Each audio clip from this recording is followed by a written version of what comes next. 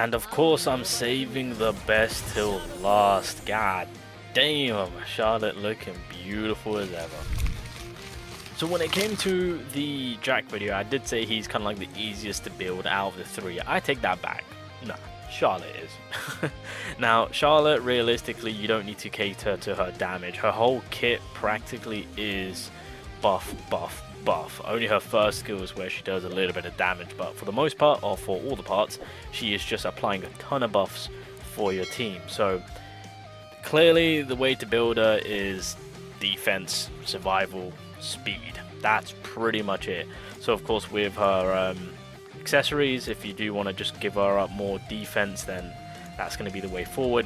When it comes to the substats, cater more into the defense, damage resistance, crit resistance, right? Just, you know, and of course HP, right?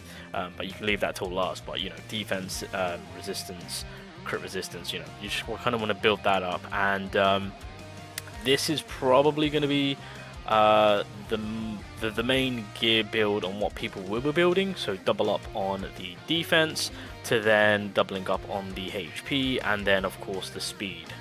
Keep the speed there, so that way, because I mean, well, then again, she is playing a support. She's a support, so already her speed is at 120. So if you can get her in, then you've got your chance to get the counter attack applied, or maybe the second skill, or even the combination skill if you want to get that 12% fortify. I think it's 12%, or is it 16%? We'll double check. But obviously with this combination, I mean, it works perfectly well. So of course I'm getting that plus 30% defense. The HP, doubling up on the HP, I'm getting that plus 7%. And then of course with the speed, that is a plus 5% buff for 2 turns at the start of the wave, of course. So that's pretty much what I'm going with. And then again, that final slot is going to be more on the defensive side of things. So I'm keeping her around so that she can tank a lot and stay around, so that way she can keep on buffing up my team. Now, for PvP, I will admit that sometimes I do want my Charlotte to come in first. So what I would actually do is I would actually take off the HP gear set, take off that random additional gear set, and then what I would actually do is I would just stack up on a full speed gear set, like so. We'll just use a... Yeah, I can't be asked to remove any gear sets at the minute, so just pretend that's an LR. But essentially what I would do for PvP is I'll do something like this. So by obviously getting a full speed gear set, that's giving me a speed of plus 5. So 125 basically. And then of course I've still got that 30% defense just kind of helping me out. So of course by getting my Charlotte in first, I've got that option to either get the fortify applied, maybe even get their counter attack applied. That could be something.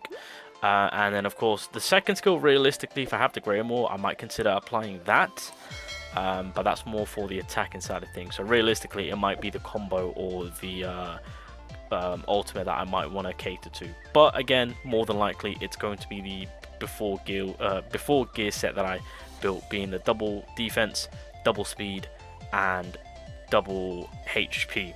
But you can also, if you really want your Charlotte to go in first, you can resort to going about putting a full speed gear set and then doubling up on the defense. So that's pretty much Charlotte. That's all you need to cater to. Defense, defense, defense. Now, when it comes to her skills as well as her combination, honestly, Charlotte, out of all the characters, she is going to be the one that you want to invest into her skills, a lot of it. So first things first, if we look at the combination skill, so you start off by getting a 12% fortify for 2 turns. You can cap it with an additional 8%. So in total, you can get a 20% fortify buff for 2 turns for all your allies. Alright, that is huge. Keep in mind, having her and William together, you can really stack that up. Another thing is, of course, the ultimate. So as it stands, the ultimate will be a 60% chance to grant your allies a random chance to get counter attack, of course. You can completely cap that at 100%, but you need to, of course, get it to level 5. So as you guys can see, stopped at 90% because that's all I really need. But still, you can cap it out so that way you don't have that 10% loss.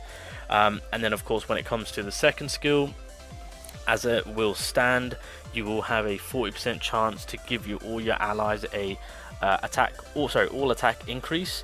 If you completely max it out, then that's a 60% chance And then the first skill, you realistically don't need to worry about it. It's just doing more damage. She's yeah, her whole majority of her kit is just buff, buff, buff. So she's not going to be there for damage. In all honesty, this is just an additional bonus where she can grant your highest attacking ally a counter attack. So you really don't need to work on the first skill. I don't even know why I put it to level 3. That was very stupid of me.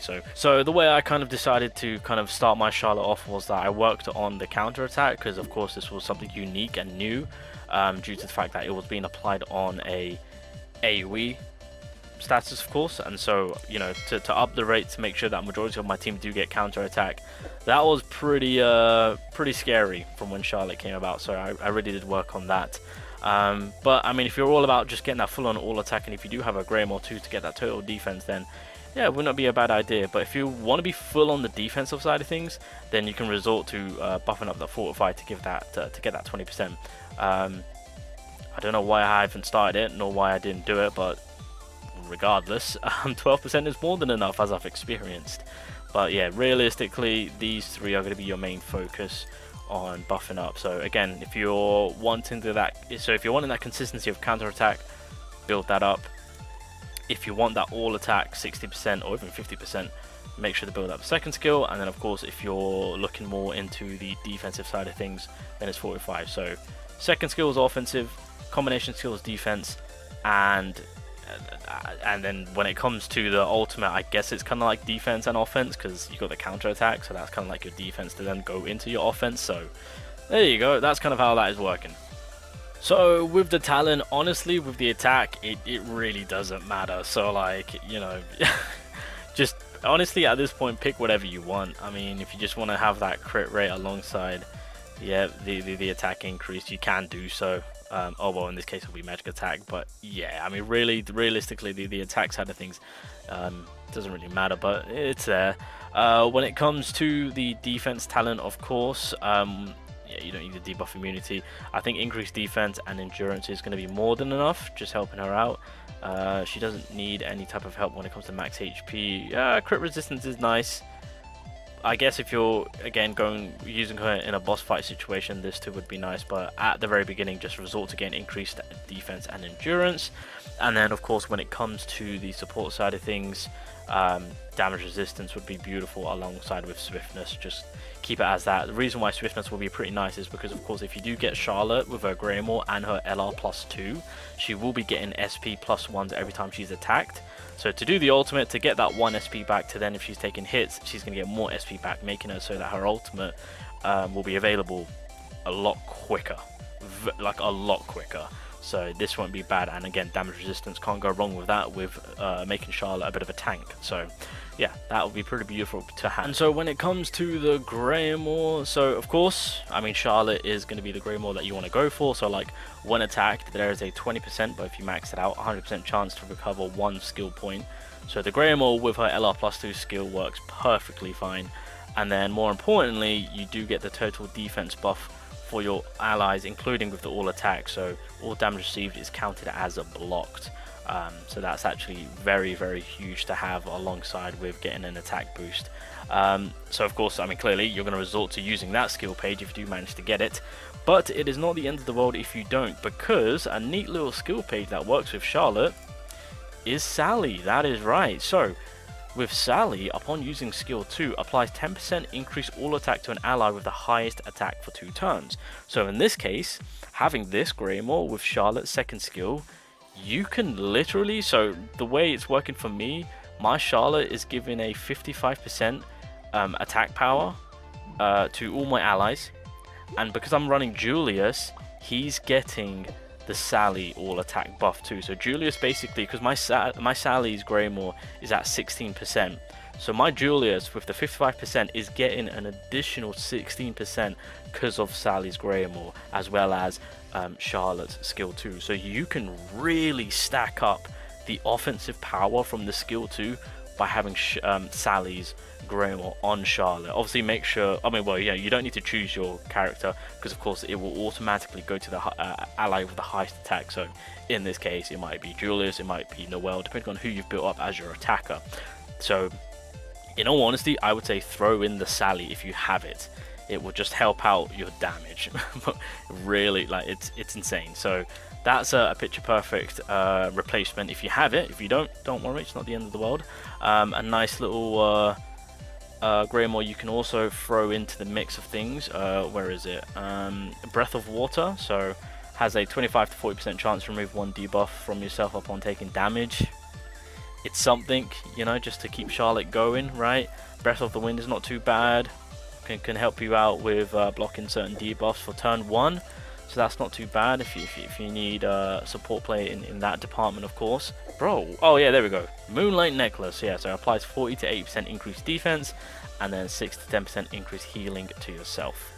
So this is, again, a nice little skill page to have if you don't have her Greymore or Sally's Greymore. You can resort to using the Moonlight Necklace. This is a nice little Greymore to have. I haven't tried this out, but I do believe White Blizzard might come in clutch now, because of course you've got that chance to remove silence and total silence upon yourself starting your turn. So obviously with Charlotte's passive, she does apply silence, so White Blizzard might be able to counteract it. I haven't tested it, so I mean, well, technically it should work, technically speaking. So if you want your second skill to be open or at the ready, White Blizzard will most definitely be making its usage pretty nicely, now that Charlotte's passive is going to be a bit of a problem, since it is just at turn 1 activating the silence. But anyway guys, I think I'll end it there. So that's pretty much Charlotte on how you want to make sure on how she's being built, but I'm curious to see on how things are going to be cooking.